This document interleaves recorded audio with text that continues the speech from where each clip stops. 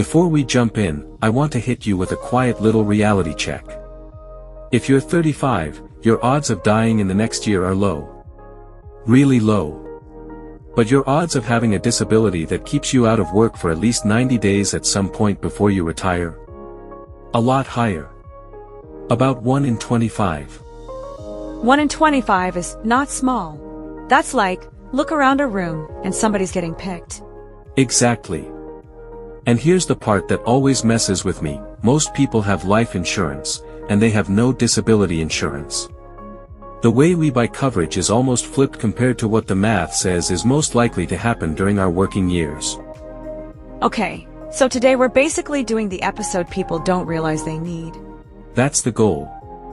Welcome to Wiseside Life and Legacy. I'm Nakel Nakima, co-founder, and today we're talking disability insurance, which is really just a fancy way of saying income replacement when you can't work. And I'm Maya. I'm here to ask the questions people are thinking, and also the ones they're not thinking, because let's be honest, most of us don't sit around daydreaming about disability definitions. Nobody does. And quick connection for anyone following along week to week: last time, we talked about critical illness insurance. That one pays you if you're diagnosed with a specific major illness. Disability insurance is different. Disability insurance pays if you can't work, whether it's because of illness or injury, and the reason can be a lot broader. So critical illness is like, you got diagnosed with X, here's money. Disability is like, you can't do your job, here's a monthly check. That's it. And that monthly check is what keeps life from falling apart when your paycheck stops but your bills don't. Alright, let's define it cleanly.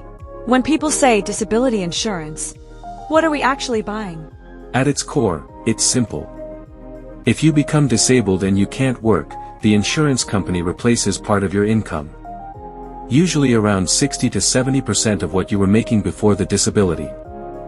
Not 100%. Usually not. And there are a few reasons for that. One big one is incentives. Insurers don't want a setup where you're financially better off not working. Another is that, depending on how the policy is structured and whether it's group or individual, the benefit might be tax-free or partially tax-free, so 60% can feel closer to your take-home pay than people expect. So walk me through the flow. Like, someone gets hurt or sick. Then what? You stop working, you file a claim, the insurer confirms that you meet the policy's definition of disability, and then you start receiving a monthly benefit.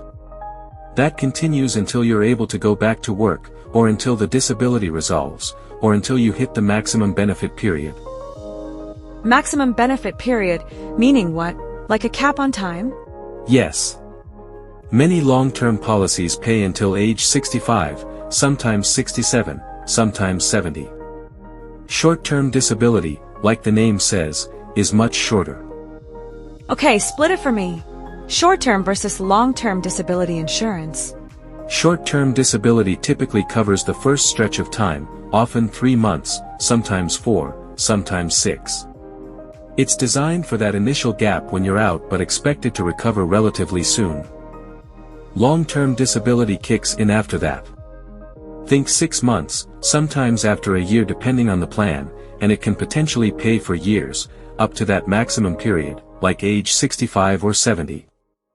So short-term keeps you afloat early, long-term is the real, if something goes sideways for a long-time protection. Exactly. And a lot of people have some form of short-term through work without really noticing. Long-term coverage is less common employer to employer, and even when it exists, it often has limits. And then there's this phrase that sounds like insurance jargon, but I know it matters. Elimination period. It matters a lot. The elimination period is basically your waiting period. It's the time between when you become disabled and when benefits start. Common ones are 30 days, 60 days, 90 days. So if I pick 90 days, that means I'm on my own for 3 months. Right. And that's why people choose based on their savings. The longer the elimination period, the cheaper the premiums usually are. Because you're saying, I can handle the first chunk, I need you for the long haul. What's the most common choice? 90 days is very common for long-term disability. 30 days is more expensive because then the insurer starts paying earlier. But if someone has little savings, or they're a single-income household with tight cash flow, a shorter elimination period can be worth it. Alright, that's the mechanics. Now convince the audience. Why does disability insurance deserve a whole episode? Because disability is the most common income risk for working people, and we treat it like an afterthought. People plan for death, which is understandable. Life insurance is important. But during your working years, the bigger probability is losing your ability to earn. Think about what happens in real life. Your income stops, but your mortgage doesn't pause. Rent doesn't pause. Utilities don't pause. Your car payment doesn't pause. Groceries don't pause. Childcare doesn't pause. Your financial obligations keep marching forward with zero sympathy. And people always say, well, I have savings. Yes. And savings are great. But let's stress test that idea. Maybe you've got 3 months saved. Maybe 6 months if you're super disciplined. That works if your situation resolves fast. But what if you're out for a year? What if you're out for 2 years? What if you're out for 5? Disabilities can be long. Not always, but they can be. And this is where people's brains kind of short-circuit, because they picture disability as, I don't know, like a permanent, dramatic accident. Right. People think wheelchair, they think catastrophic injury. But disability insurance claims are often for things like back issues, injuries that don't heal cleanly, chronic conditions, complications from illness, and yes, mental health as well. So even if it's not forever, it can still be long enough to ruin your finances. Exactly. And that's the key difference between life insurance and disability insurance. Life insurance pays a benefit if you die. Disability insurance steps in while you're still here, still alive, still needing to pay for life, but unable to earn in your normal way. Okay, now we get into the part that scares me. What counts as disabled? Because I've heard horror stories of people thinking they're covered, and then getting denied. This is one of the most important parts of the entire conversation. Disability isn't just a medical idea. It's a contractual definition. The policy tells you what disabled means. 2 big categories you'll hear are own occupation and any occupation. Translate. Own occupation means you're considered disabled if you can't perform the core duties of your specific job. So imagine a surgeon who loses hand function. That person might still be intelligent, still capable, still able to do consulting or teaching. But they can't do surgery. Under a true own occupation definition, they're disabled for the work they do. So they can't say, well, you can still do some other kind of job, so no benefits. Exactly. Now, any occupation is stricter. It generally means you're disabled only if you can't do any job that reasonably fits your education, training, and experience, and sometimes it ties to an income threshold too. So the surgeon could be told, you can consult, so you're not disabled. Right, depending on the wording. Or think about a pilot who loses vision. They can't fly. But could they work in aviation management? In training? In operations? Under any occupation, the company might push the argument that you can still work somewhere else in your field. So own occupation is the better deal. It's more generous, which usually means more expensive. Many individual policies are own occupation at least for a period of time, often the first 2 years, and then may shift toward an any occupation test after that. So you really have to know what you're buying. Because disability insurance, as a phrase, doesn't tell you the whole story. Exactly. 2 policies can both be called long-term disability, and behave completely differently when you file a claim. Okay, let's make this real. Give me a scenario where someone thinks, I'm fine, and then suddenly they're not. Let's talk about Thomas. He's 43 years old. Construction foreman. Around $90,000 a year. Married, 2 kids. And in his mind, he's tough, he's healthy, he's always worked through soreness. Disability insurance wasn't on his radar. Construction feels like one of those jobs where people assume, if anything happens, workers' comp will handle it. Exactly. And workers' comp can help, but it's not designed to fully replace your lifestyle income, and it's not a perfect safety net for every situation. So here's what happens. Thomas lifts something the wrong way. Herniated disc. Now he's in chronic pain. The doctor tells him, no heavy lifting. You need to avoid physical strain. At least 6 months. And if your job is physical, avoid lifting is basically you can't do your job. Right. Even as a foreman, the work often isn't purely desk-based. He's moving, he's on site, he's doing tasks. So for him, this becomes a real work-stopping injury. Alright, first version, no disability insurance. What does that look like? It starts quietly. In the first month, maybe savings covers it. Maybe there's some partial income from somewhere, maybe not. In many cases, people get a rude awakening.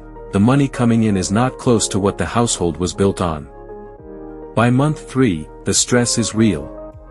Month 6, now you're not just tight, you're making bad decisions because you're under pressure, pulling from retirement accounts, leaning on credit cards, missing payments, negotiating with lenders, borrowing from family.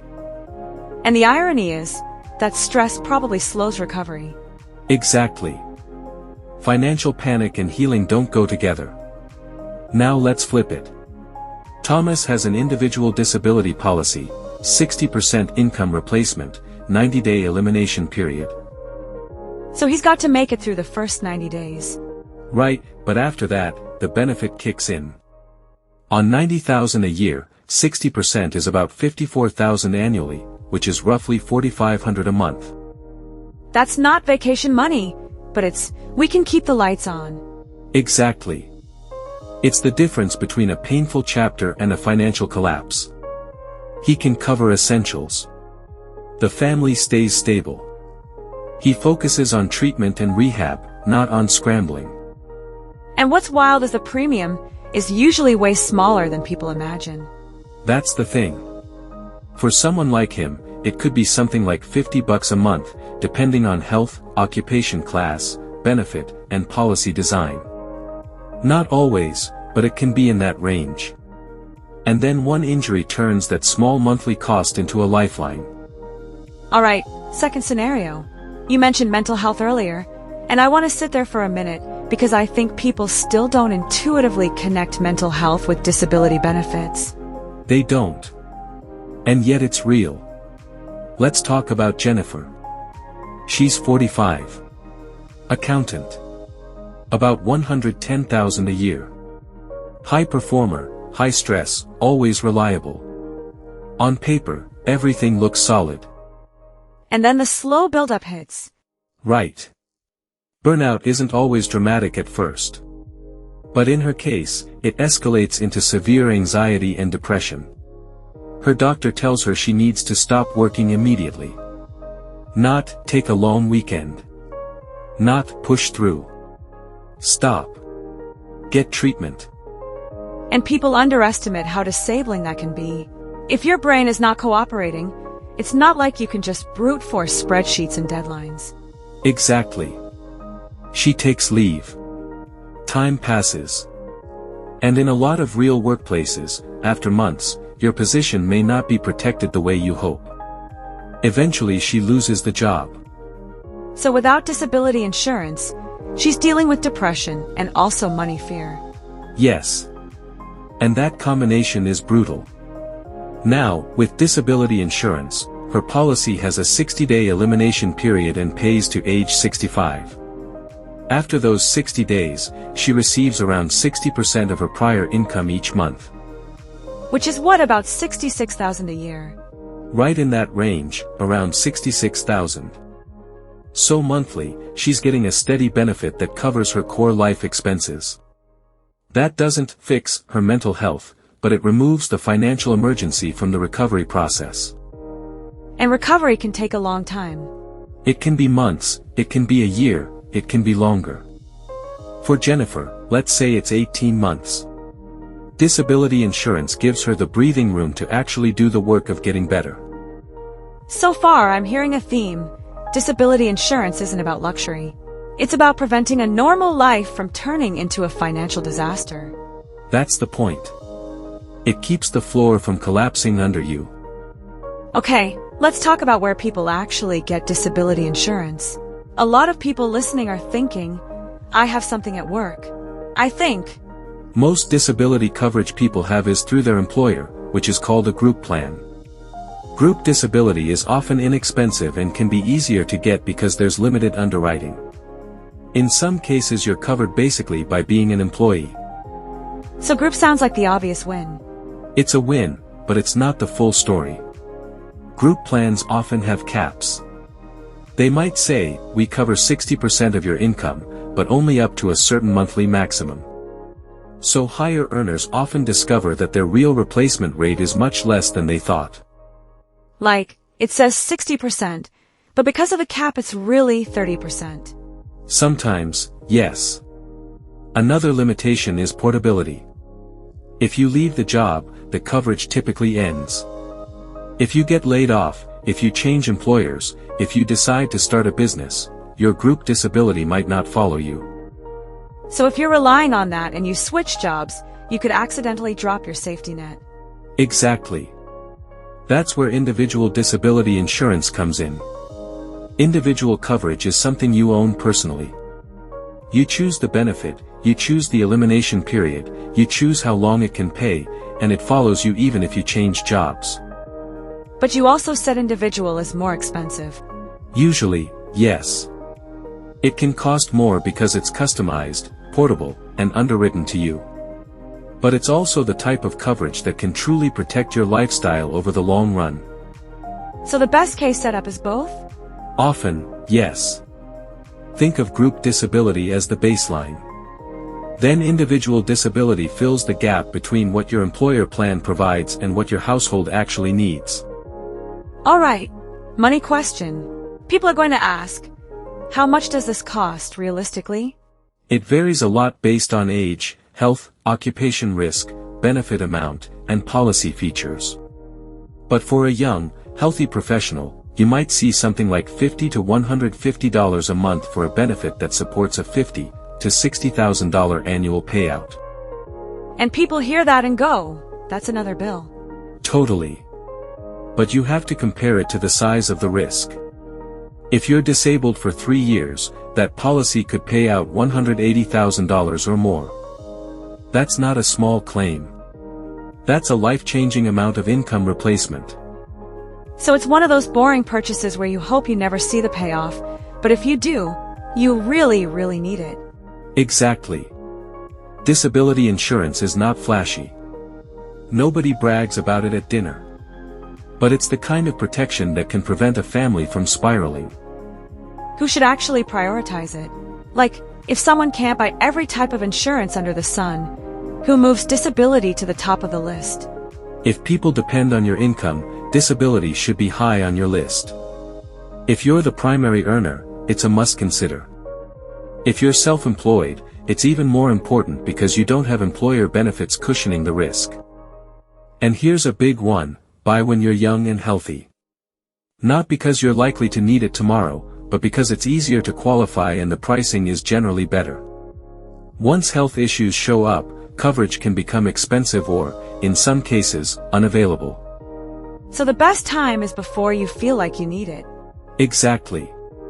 In your 20s and 30s, you're building your career, and you also have the most future income to protect.